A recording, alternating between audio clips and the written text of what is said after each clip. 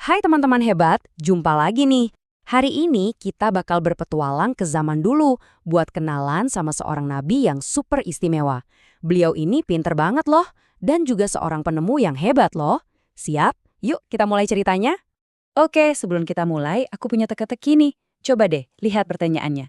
Siapa ya nabi pertama yang bisa menulis pakai pena? Ada yang udah tahu jawabannya? Tenang aja, kalau belum tahu, kita bakal cari tahu jawabannya bareng-bareng di cerita ini. Pertama-tama kita kenalan dulu ya. Jadi Nabi Idris ini adalah keturunan dari Nabi Adam. Nah, sifat beliau yang paling terkenal adalah semangat belajarnya yang luar biasa. Beliau itu seneng banget membaca dan mencari tahu hal-hal baru.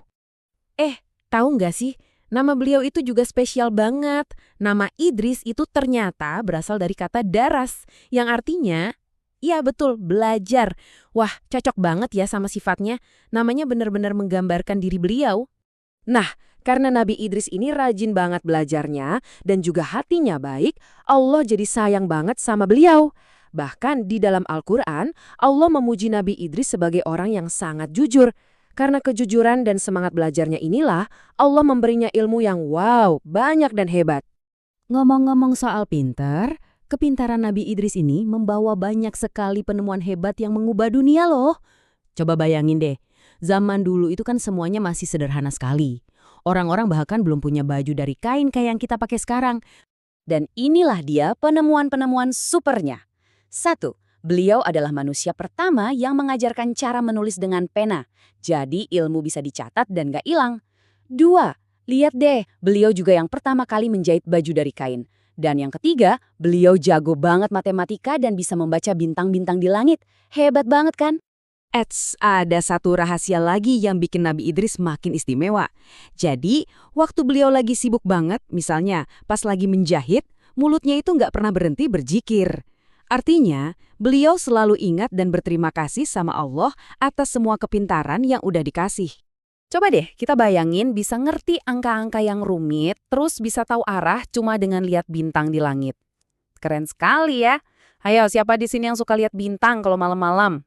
Tapi teman-teman, jadi orang hebat itu ternyata nggak cuma butuh otak yang pinter loh, kita juga butuh hati yang kuat dan baik. Nah, sekarang kita mau lihat satu lagi sifat luar biasa dari Nabi Idris, yaitu kesabarannya. Selain dipuji karena jujur, di ayat Al-Quran yang lain, Allah juga menyebutkan kalau Nabi Idris itu termasuk orang-orang yang sabar. Dan ini pujian yang besar banget, karena sabar adalah sifat yang sangat disayang sama Allah. Sabarnya Nabi Idris itu kayak gimana sih? Jadi, beliau itu nggak pernah capek atau putus asa ngajak orang-orang di sekitarnya untuk berbuat baik dan menyembah Allah. Mirip deh kayak kita yang sabar ngajarin temen yang belum bisa. Nah, Nabi Idris juga sabar banget ngajarin kaumnya, meskipun kadang ada nggak mau dengerin. Nah, karena semua sifat baiknya itu, pintar, jujur, rajin ibadah, dan yang paling penting, super sabar, Allah akhirnya menyiapkan sebuah hadiah yang sangat-sangat istimewa untuk beliau. Dan hadiah paling indah itu adalah Allah mengangkat Nabi Idris ke tempat atau martabat yang tinggi. Wow, ini adalah sebuah kehormatan yang luar biasa yang nunjukin betapa besar cinta Allah kepada Nabi Idris karena semua kebaikan dan kesabarannya. Wah, kisahnya keren dan menginspirasi banget ya. Sekarang bagian paling penting nih, apa sih pelajaran yang bisa kita ambil dari Nabi Idris supaya kita juga bisa jadi anak-anak yang hebat? Oke, jadi ada 3 hal super yang bisa kita tiru. Pertama, rajin membaca dan belajar supaya kita pintar dan bisa bantu banyak orang. Kedua, selalu berkata jujur ya, soalnya anak jujur itu disayang Allah dan semua orang.